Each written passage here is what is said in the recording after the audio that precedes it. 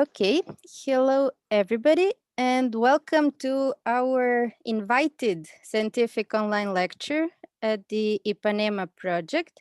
And this lecture, titled Detection of Gene Function, Bioinformatics and Molecular Methods, will be given by Mladen Petreš, who is now finishing his PhD at the Faculty of Agriculture, University of Novi Sad, and who will present now to us the results of research he performed while he was Fulbright visiting student at the University of Massachusetts Amherst in Professor Lee Jun Ma lab.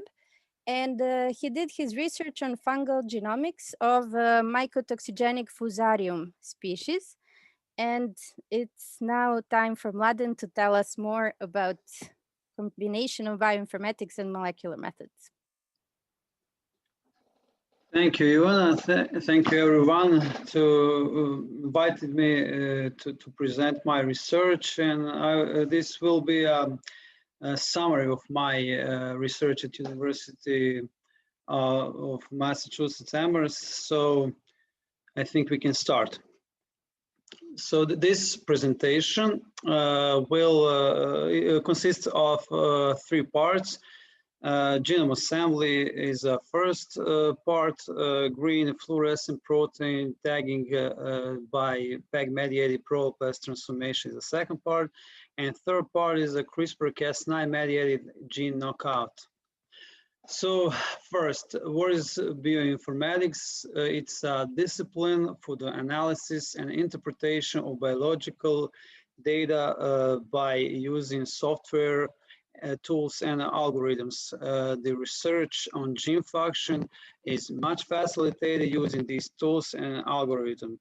Also, genome assembly is enabled by the development of bioinformatics tools, and genome assembly is a computational process of putting together a large number of smaller DNA sequences into a continuous genome sequence.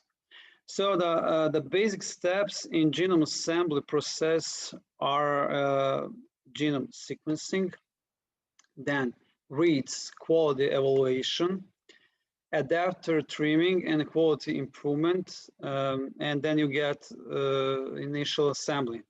You proceed with improving this assembly before you got the assembled final version of genome. So what is first, what is the sequencing? That's the process of determining the order of nucleotides in a DNA molecule. There's a few methods for genome sequencing. The first method is Sanger sequencing, also known as chain termination method. This method was invented by Frederick Sanger, and it was used for approximately 40 years. This is pretty accurate, but time-consuming and a pretty expensive method. Next generation sequencing was the answer how to speed up the process and how to reduce the costs. Next generation sequencing produces massive amounts of data, and that this high throughput sequencing technology parallels the sequencing processes and allows thousands to billions of sequencing reactions to be performed simultaneously. And three of these, all of these methods are the most significant. These are Illumina short-read sequencing, PEG-bio long-read sequencing, and Oxford Nanopore long-read sequencing. During my research, I used Illumina short-read sequencing. During my visit in the United States, I have assembled 2 Fusarium genomes, Fusarium graminearum and Fusarium avanaceium genomes. These 2 species are typically pathogens of maize and wheat, but they are more and more often found as a causal agents of stored apple rot in many European countries as well as in the United States. strains tab10 and K13 were isolated from stored apple in Serbia, and I have isolated them. So the steps in assembly process, my assembly process were as follows. So first I got Illumina reads, and then I performed a quality check using software FastQC, and then using Trimomatic software, I performed a read streaming and adapter removal. After I got these improved Illumina reads, I started genome assembly process using software Abyss, and I got first version. By removing sequencing smaller than 200 base pairs, I got second version, and then I aligned this assembly to the reference genome using MAMR. This MAMR plot reveals microscopic similarities and differences between two sequences, and you can see here there is a lot of breaks and there is a lot of space to improve this assembly. So after mapping and polishing using BWA, SAMTools, and PyCard software, I got third version, which is much better, as you can see on the plot in the right upper angle. And after that, scaffold rearrangement were conducted using custom-made R script. And after scaffolding, I got fifth version, another one, scaffold rearrangement using R. And after scaffold smaller than 1 kb and mitochondrial sequences were removed, I got final version of assembly and repeat scout software and repeat masker software were used to identify and mask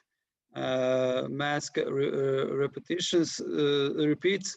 So the final mask version was later used for gene prediction.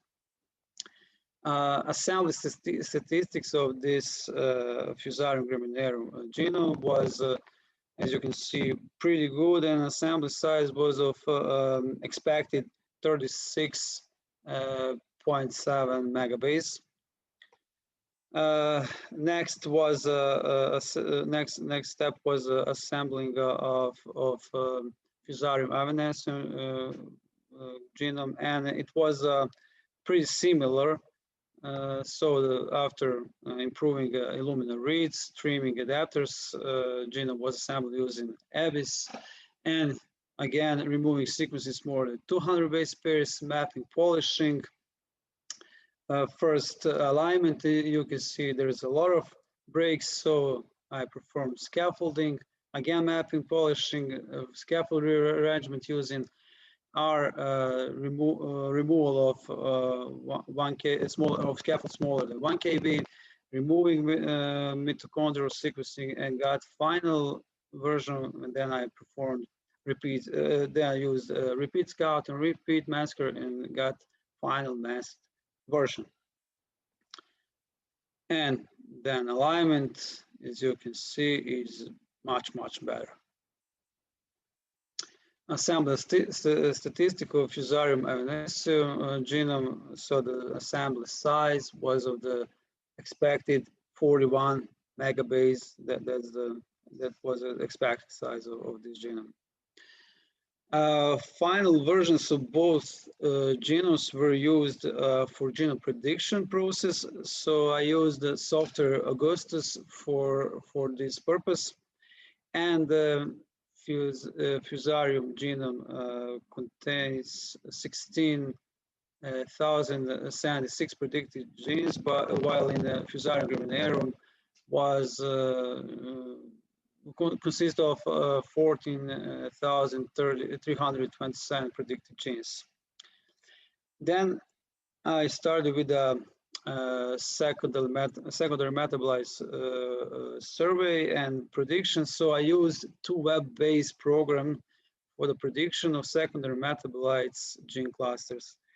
SMURF software, which is abbreviation of secondary metabolite unknown region finder, and anti-smash, antibiotics, and secondary metabolites analysis shell.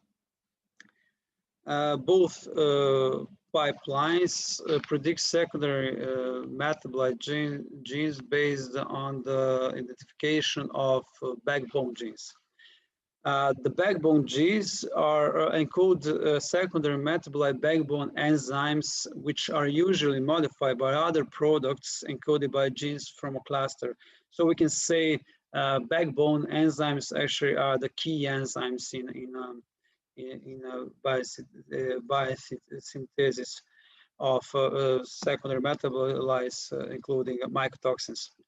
The differences between two softwares is that SMURF identifies PKSs, NRPSs, hybrid NRPS, PKSs, and DMATs as backbone enzymes, while anti-smash identifies a broader range of backbone genes like indoles, terpenes, etc. So the results of secondary metabolite prediction you can see on this table. So SMURF identified 39 secondary metabolite clusters in Fusarium venosus genome, while anti-smash identified 59 these clusters. In Fusarium graminearum, there is identified 27 clusters by SMURF, and 44 secondary metabolite clusters was predicted by using an anti-smash. These results actually indicate a high potential for the production of different metabolites. And the next step was comparison of PKSs from genomes, from obtained genomes with PKS database that was provided by courtesy of Dr. Darren Brown from USDA Agricultural Research Station. And as you can see here, all of 21 PKSs from Fusarium evanescens were found in a Fusarium evanescens PKS database with a pretty high percentage of identity with PKSs from database. Also,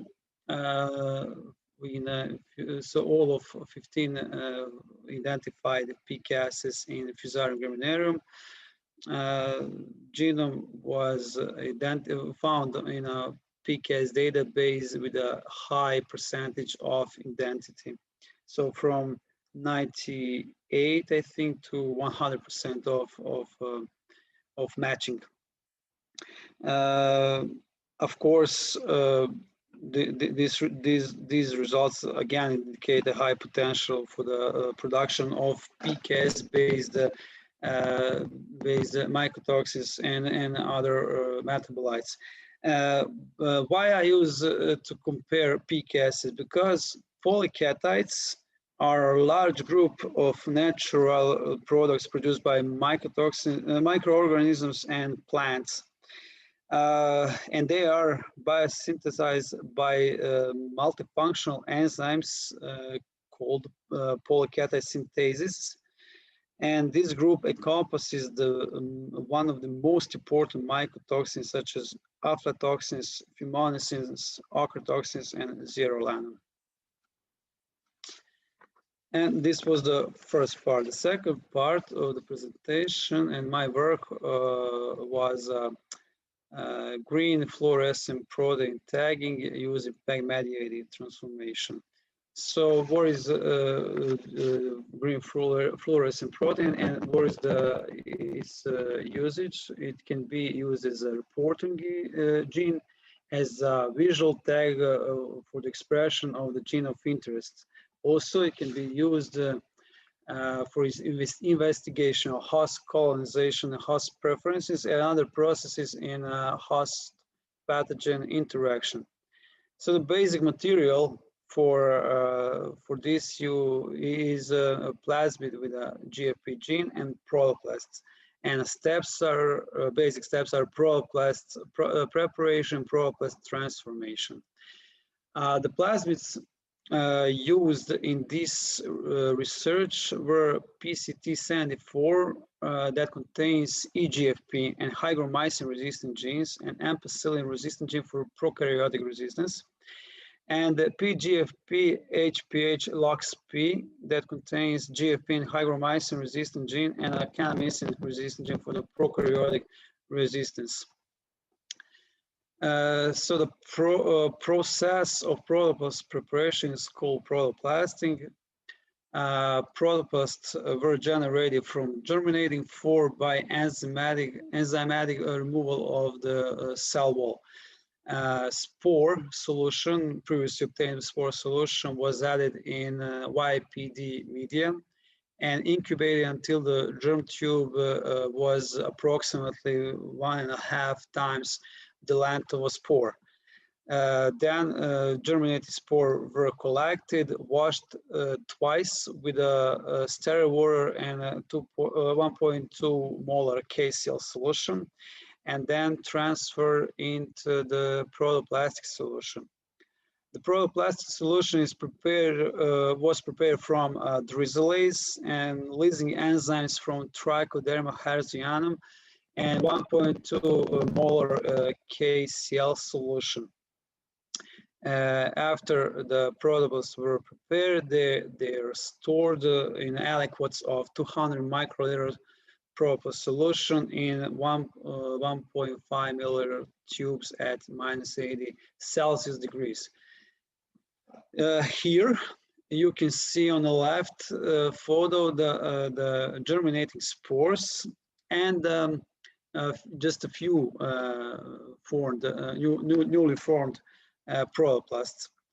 And that's after 30 minutes of starting the protoplasting. And after 2 hours on the right, you can see almost all germinating spore became protoplasts.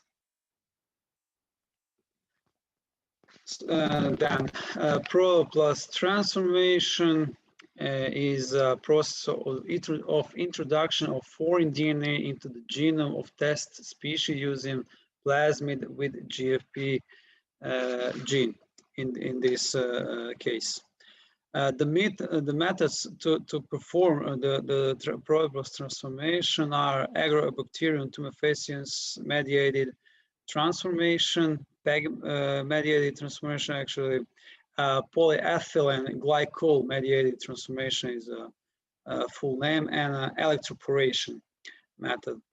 I was using PEG mediated transformation. So transformation has been conducted in 1.5 milliliter microcentrifuge tubes with a prepared protoplasts, 10 to 7 to 10 to 8 protoplasts per milliliter, and by adding plasmid DNA and PDC solution. After transformation ended, regeneration of protoplasts was conducted in TB3 regeneration media with a hygromycin. Good transformants have hygromycin resistant gene in their genomes, so they have to survive hygromycin added in media.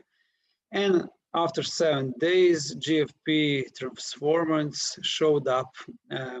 They then were transferred to PDA media plus hygromycin, and after they grow, the PCR was conducted to check whether the GFP gene is really inside the transformant. So in the upper part of the photo, you can see the bands after PCR reaction with primers for GFP, the first 5, and for the primers for hygromycin resistance, the last 4 bands. In the upper part of the picture, you can see the PCR products from plasmids. So I first tested plasmids. As you can see, obtained bands were of 800 base pairs, and it was expected for GFP, while last three bands was of around 1500 kilobase, which was also expected for hygromycin resistant gene.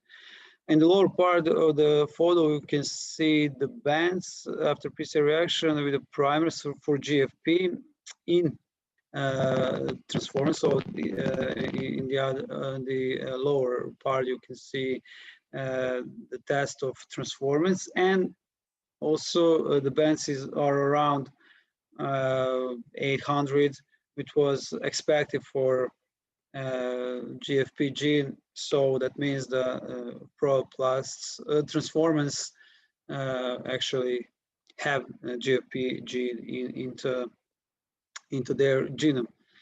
And the next step was to test it under the fluorescing microscope. So fluorescing mycelia was visible under the UV fluorescent microscope, and that was the sign that transformation was successful. Here you can see the photo. And these transformants, for example, can be used for the visualization of plant tissue colonization. And this was the end of the second part. And the third part is it was a CRISPR-Cas9 mediated gene knockout experiment. So first of all, I want to say that I will present here a protocol of the experiment that I have planned to conduct with my colleagues in the United States, but due to pandemics, we weren't able to finish this experiment. So here I will present you just a protocol. So first I will explain mechanism of CRISPR-Cas9 system, and objectives in this experiment were knockout URA3 gene, which will I explain later, and insertion of hygromycin resistant gene. Steps are again preparing proloplasts, again PEG-mediated transformation, phenotyping, and PCR confirmation of knockouts. So how this mechanism works? First, you need to know the parts. So the first part is a guide RNA. The guide RNA is made of two parts. First part is a CRISPR RNA, which is around 20 base pairs in the length and binds to the DNA target sequence, and a tracer RNA transactivating CRISPR RNA. It's the second part of guide RNA, and it is involved in base pairing interaction with CRISPR RNA, and also RNA protein interaction with Cas9. Cas9 is a CRISPR-associated endonuclease that cleaves DNA, double-strand DNA, and a very important part is a protospacer adjacent motif, which is located immediately downstream of the target sequence, but on the opposite DNA strand, with orientation 5', 3', and the sequence is NGG. So how the mechanism works. The guide RNA finds the target site and binds to the DNA. But as I said, this binding requires the presence of protospacer immediately downstream of the target, but on the opposite DNA strand. Different Cas proteins recognize different PAM sequences. The reason why Cas9 is probably most popular is because the frequency flexibility of its PAM, which is, as I said, 5'3' NGG, where N represents any nucleotide. So that means that any DNA sequence with 2 Gs can be used to form a PAM for Cas9 endonuclease. So if the gRNA successfully binds to the target, the Cas9 cleaves both DNA strands. This cleaving, keep in mind that this cleaving process takes place 3 to 4 nucleotides upstream of the PAM site. And after Cas9 cleaves DNA strand, innate DNA repair processes automatically respond to the formation of these double strand breaks. The two main types of repair mechanisms are non-homologous end joining and NHEA and homology-directed repair. Non-homologous end joining facilitates rejoining of the DNA ends, but it may result in insertions and deletions that are not intended. So this mutation probably will eliminate the function of the resulting protein. Homology-directed repair is different, and it can be used to replace the targeted DNA sequence with another sequence. So if repair DNA template is introduced and it contains the desired insertion, in this case it's hygromycin resistance gene, and it is flanked by segments of homologous DNA sequences, so-called homologous arms. The host repair mechanism will use this template using a homology with a homologous arms, and it will fix the double strand break using this homology, and it will insert actually the desired sequence into the between the ends of double strand breaks. So the objective of this research was to knock out URA3 gene and insert hygromycin-resistant gene using the homology-directed repair.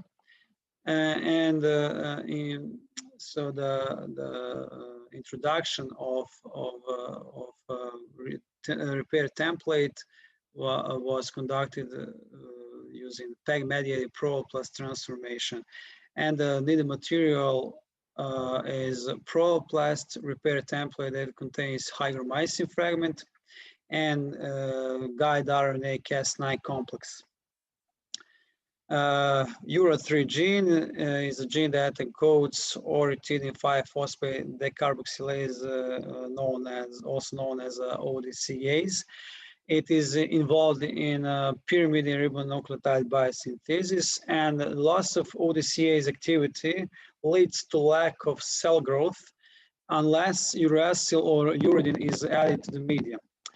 Also, ODCase converts 5-FOA into 5-fluorouracil, which is a toxic compound, and that causes the cell death.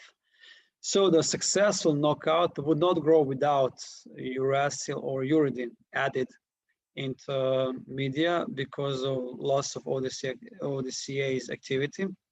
Would grow with the hygromycin added in media because it should possess the hygromycin resistant gene, and would grow with the 5-FOA added into media because loss of ODCase activity. So this is just a scheme how it works. And what we need at the end, it's a confirmation of hygromycin insert using PCR, and material, the needed material is hygromycin primers, DNA extraction, of course, from knockout, and to perform PCR. So this is everything for today. Thank you for listening, and we can you can ask me if you have questions. Thank you. Okay, okay, thank you, Mladen. Very detailed lecture. Thank you very much. Before I stop the recording, could you just answer this one question? Maybe connect the three parts. What was your aim now to do this CRISPR for removing the URA3 gene and inserting the hygromycin resistance gene? So, what was your aim to use it with these Fusarium species? I mean, Yeah, so the idea was to try to do a CRISPR with any gene. For URA3 is actually used normally, and it's I think one of the first genes for testing CRISPR technique. And the idea was to the identified PCASs in my genomes, the genomes I assembled. So I have sequences. I know where these genes are. I know their sequence. So try first to do with a known URA3 gene technique, and try to eliminate the PCASs in my genome to test mycotoxin production after. okay. Okay, thank you. So I'll stop the recording, and this will be available on the website of the Ipanema project.